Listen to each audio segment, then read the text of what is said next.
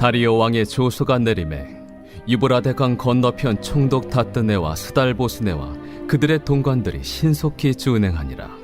유다 사람의 장로들이 선지자 학개와 이또의 손자 스가랴의 권면을 따랐으므로 성전 건축하는 일이 형통한지라.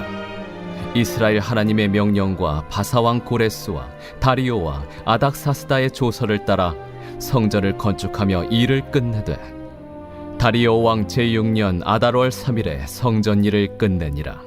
이스라엘 자손과 제사장들과 레위 사람들과 기타 사로잡혔던 자의 자손이 즐거이 하나님의 성전 봉헌식을 행하니 하나님의 성전 봉헌식을 행할 때에 수소 100마리와 순양 200마리와 어린 양 400마리를 드리고 또 이스라엘 지파의 수를 따라 순염소 12마리로 이스라엘 전체를 위하여 속죄제를 드리고 제사장을 그 분반대로 레위 사람을 그 순차대로 세워 예루살렘에서 하나님을 섬기게 하되 모세의 책에 기록된 대로 하게 하니라. 사로잡혔던 자의 자손이 첫째 달 14일에 유월절을 지키되 제사장들과 레위 사람들이 일제히 몸을 정결하게 하여 다 정결함에 사로잡혔던 자들의 모든 자손과 자기 형제 제사장들과 자기를 위하여 유월절 양을 잡으니 사로잡혔다가 돌아온 이스라엘 자손과 자기 땅에 사는 이방 사람의 더러운 것으로부터 스스로를 구별한 모든 이스라엘 사람들에게 속하여 이스라엘의 하나님 여호와를 찾는 자들이 다 먹고 즐거움으로 이레 동안 무교절을 지켰으니 이는 여호와께서 그들을 즐겁게 하시고 또 아수르 왕의 마음을 그들에게로 돌려 이스라엘의 하나님이신 하나님의 성전 건축하는 손을 힘있게 하도록 하셨음이었더라.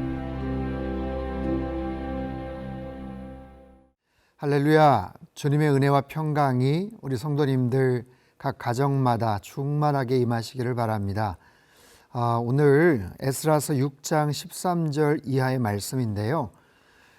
중단되었던 성전 건축이 다시 이제 속도를 내게 되고 그리고 이제 BC 515년에 드디어 이제 성전이 완공되는 재건되는 이제 그런 이야기가 오늘 본문에 소개가 됩니다. 그것이 어떻게 시작이 되냐면 13절에 다리오 왕의 조서가 내림에 유브라데 강 건너편 총독 다뜨네와 스달보스네와 그들의 동관들이 신속히 준행하니라. 사마리아 사람들의 반대로 말미암아 또 여러 아주 부정적이고 또 잘못된 모습으로 방해를 했던 그런 일들로 인해서 성전 건축이 중단이 되었었죠. 그런데 다리오 왕이 선대였었던 고레스 왕의 그 조서들을 다시 한번 확인하고 이 일들은 중단되어서는 안 되겠다라고 판단하여서 본문에 보면 신속히 준행했다. 조서를 받자마자 신속하게 그 모든 일들이 준행되었다. 신속하다라는 것은 빠르다라는 의미도 있지만 정확하다라는 그런 의미도 있습니다. 그렇게 해서 일사천리로 이제 진행이 되는 거예요. 14절 이하입니다. 유다 사람의 장로들이 선지자 학개와 이또의 손자 스가랴의 권면을 따랐으므로 성전 건축하는 일이 형통한지라. 자, 이스라엘 하나님의 명령과 바사왕 고레스와 다리오와 아닥사스다의 조서를 따라 성전을 건축하며 일을 끝내되 15절 다리오 왕 제6년 아달월 3일에 성전 일을 끝내니라. 아멘. 자, 중요한 그런 교훈들이 여기에 담겨져 있는데요. 가장 중요한 것은 이스라엘 하나님의 명령, 그죠? 하나님의 명령, 그리고 새 왕을 언급하고 있어요. 고레스, 다리오, 아닥사스다의 조서를 따라. 그런데 이 조서라는 단어가 복수가 아니라 단수로 되어 있습니다. 조서들, 여러 개의 조서들이 있었지만 그것을 하나로 보고 있어요. 이것이 하나의 하나님의 특별한 섭리 가운데서 통일성 있게 이루어졌음을 밝히고 있고요. 그런 여러 왕들의 당대 최고 권력자의 그런 특별한 조서와 명령이 있었지만 가장 궁극적인 원인으로서는 하나님의 명령이 있었다. 하나님의 뜻이 있었다. 하나님의 의지가 있었다. 그것으로 말미암아 새 왕들이 그런 부분에 대해서 아주 긍정적이고 호의적인 조서를 내렸기 때문에 결과가 어떻게 돼요? 형통했다라는 겁니다. 형통했다. 사랑하는 성도 여러분, 하나님께서 뭔가를 주도적으로 이끌어 나가시고 또 추진해 나가실 때 우리 앞에 있는 모든 일들이 다 형통하게 이루어지는 줄로 믿습니다. 인간적으로 아무리 꾀를 내고 노력을 하고 수고를 해도 그것이 여러 가지 모습으로 막힐 수가 있어요. 인간적으로 볼 때 이것이 이제 잘 풀리는구나, 형통하구나 싶지만 결과적으로 그렇지 않는 일들이 얼마나 많은지 모릅니다. 하지만 하나님께서 기뻐하시는 일, 하나님께서 원하시는 일은 하나님의 방법대로 하나님의 사람들에 의해서 모든 것들이 형통하게 이루어진다라는 것을 볼 수가 있죠. 마침내 성전 건축하는 일이 끝났다라는 거예요. 성전 일을 끝냈다. 515년의 일입니다. 성전은 언제 회파되었습니까? 586년에 회파되었어요. 바벨론의 그런 공격에 의해서 성전이 회파가 되고 그들은 끌려가지 않습니까? 나라가 망했죠. 그리고 다시 돌아왔던 그 첫 번째 포로 귀환은 538년이에요. 하지만 돌아와서 성전을 지으려고 했고 기초를 쌓으려고 했지만 반대로 말미암아 한 20여 년 가까이 중단되었던 그 성전이 드디어 완공이 되었죠. 그래서 586년에 성전이 무너지고 515년에 성전이 다시 재건되고 한 70년으로 그렇게 계산을 할 수가 있는 거예요. 어찌되었든 하나님께서는 그들을 통해서 다시 성전을 재건케 하셨어요. 성전을 재건하고 나서 그들이 이제 뭘 하는가? 성전 봉헌식을 합니다. 여러 가지 이야기들이 나와요. 근데 오늘 본문에 두 가지 중요한 이야기가, 첫 번째는 성전을 건축하는 것이고 두 번째는 19절에 나오는 유월절 의식을 지키는 겁니다. 19절, 사로잡혔던 자의 자손이 첫째 달 14일에 유월절을 지키되. 자, 유월절을 지켰다는 것은 뭡니까? 성전 건축을 하는 것은, 성전 봉헌을 하고 성전 건축을 하는 것은 외적인 모습의 회복이라면 유월절 의식, 유월절을 지키는 것은 내적인 의미에서의 회복, 영적인 의미에서의 회복이겠죠. 계산을 해보니까 성전을 봉헌한 후 약 한 5주 정도 이후에 첫째 달 14일 유월절을 지키는 거예요. 얼마나 오랜만에 유월절을 지키겠어요?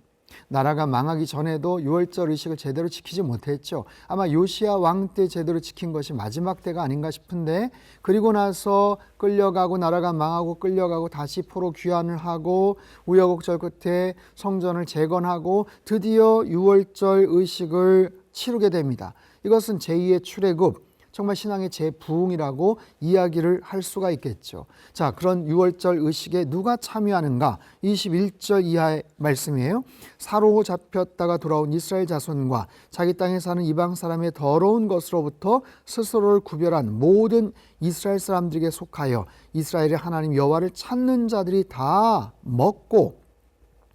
누가 참석을 했냐면 유대인들만이 아니라 정말 경건한 마음을 가지고 하나님을 찾았던 그 주변의 사람들까지도 함께 동참을 할 수 있었다라고 이야기를 합니다. 하나님을 찾는 일에 보다 더 좀 확장성을 가지고 더 많은 사람들이 그 유월절 의식에 동참을 했어요. 그런데 그런 모든 상황들 속에서도 역시 그 모든 것을 주관하시는 분은 하나님입니다.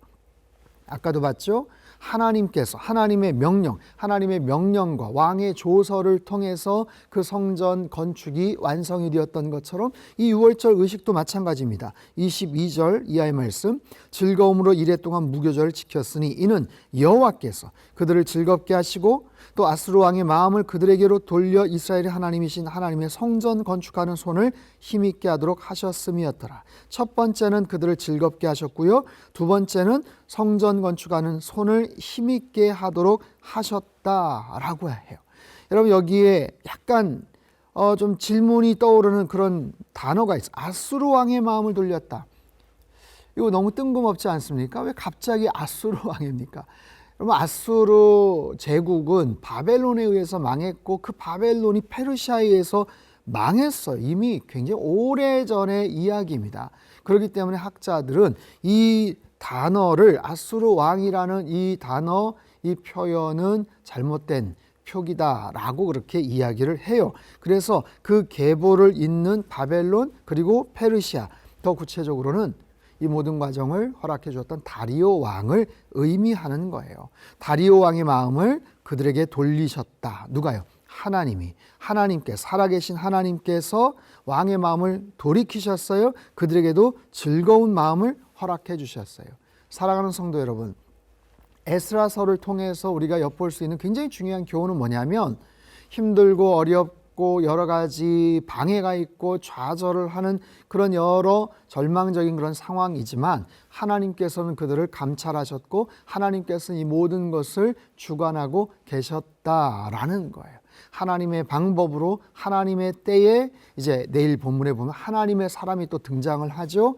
그 하나님을 여러분 신뢰하며 살아가시기를 바랍니다. 중요한 두 가지, 성전이 건축되는 것, 또한 유월절 의식을 지키는 것.